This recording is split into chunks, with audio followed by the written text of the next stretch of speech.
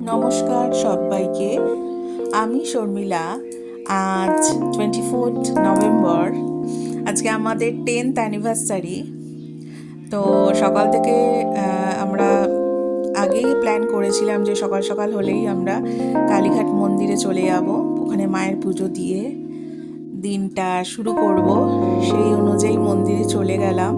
পুজো টুজো দিয়ে বেরিয়ে দেখছি যে খুবই সুন্দর করেছে।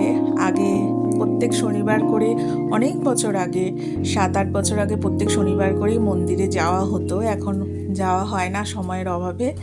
তো দেখছি খুবই সুন্দর করেছে মন্দিরটা, পুরো পাল্টে দিয়েছে। দোকান, যেখানে দোকান বসতো, পুরো জায়গা পুরো চেঞ্জ। খুবই ভালো লাগলো মন্দিরটায়। আজকে সেরকম ভিড় ছিল না। তারপর ঠিক করলাম কটা ফটো তুলি। তো মেয়ে বলল, তুমি বাবার সাথে বসো, আমি ফটো তুলে দিই। তো আমরা কটা ফটো শ্যুট করলাম। তারপরে আস্তে আস্তে চললাম বাড়ির উদ্দেশ্যে। তো বাড়িতে আসার পথে মনে হলো যে টিফিনটা রাস্তাতেই সারি আজকে।